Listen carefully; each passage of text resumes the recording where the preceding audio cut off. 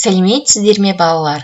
Қазақ тілі пәні 2 сынып 66 сабақ. Бүгінгі сабақтың тақырыбы антоним дегеніміз не? Антоним сөздерін ажыратамын және сөйлеуде қолданамын. 5 жаттығу. Өлеңді оқы. Қол жуғыштың қасына келе қалды балақан. Ысқылады асыға, алақанды алақан. Ысқылады асыға, оң қолменен сол қолын.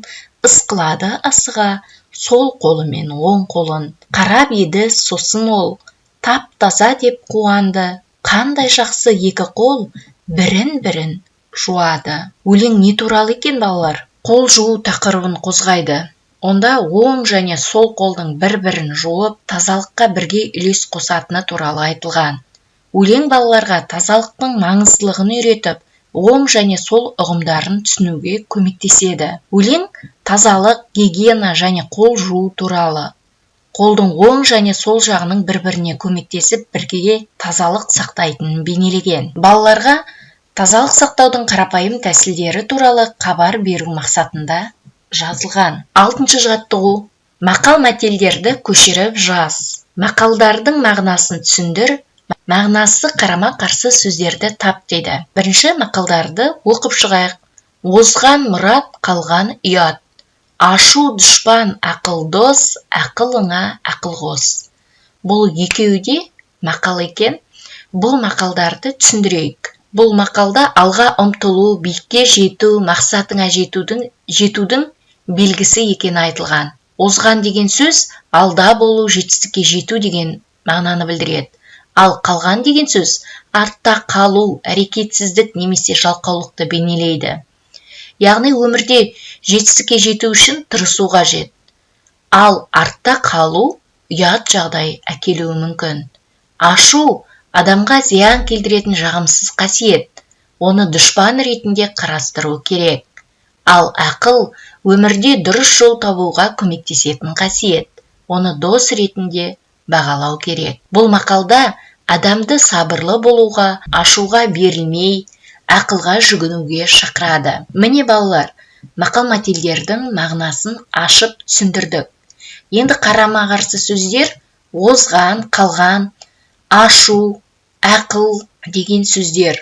Тілімізде мағынасы қарама-қарсы сөздер кездеседі. Мысалы, ақ, қара, арзан, қымбат. Мұндай сөздерді антоним сөздер деп атайды. Бұл ережені балалар мұқият жаттап аласыздар. 7-ші тапсырма. Антоним сөздерді бір-бірімен сәйкестендіру керек. Екі бағанда антоним сөздер берілген. Енді антонимдерді дұрыс жұптастырып көрейік. Ащы, тұщы. Бұл сөздің мағынасы ащы деген дәмі қатты, өткір деген сөзді білдіреді. Тұщы деген дәмі жұмсақ, су секілді. Қалың, жұқа деген қалың бір нәрсенің тығыздығы немесе қалыңдығын айтады. Жұқа бір нәрсенің жұқа екендігін айтады екен. Қалыңдығы аз екендігін айтады. Ұзын, қысқа, ұзын ұзақтығы немесе ұзындығы, қысқа ұзындығының аз екенін, қысқалау екендігін айтады. Ерте, кеш, ерте деген уақыттың ерте кезеңі, кеш деген уақыттың кешкі кезеңі екенін айтып түсіндіреді. Терең, таяз. Терең су немесе басқа нәрсенің тереңдігі, таяз су немесе басқа нәрсенің таяз екендігін көрсетеді. Міне балалар, антоним сөздерді бір-бірімен сәйкестендіріп, дәптерлеріңізге жақсы етіп жазып аласыздар. Мағынасын түсініп жүретін боласыздар. 8-ші жаттығу. Бос төркөздерге олардың тұсындағы сөздің мағынасына қарама-қарсы сөздерді тауып жазуымыз керек.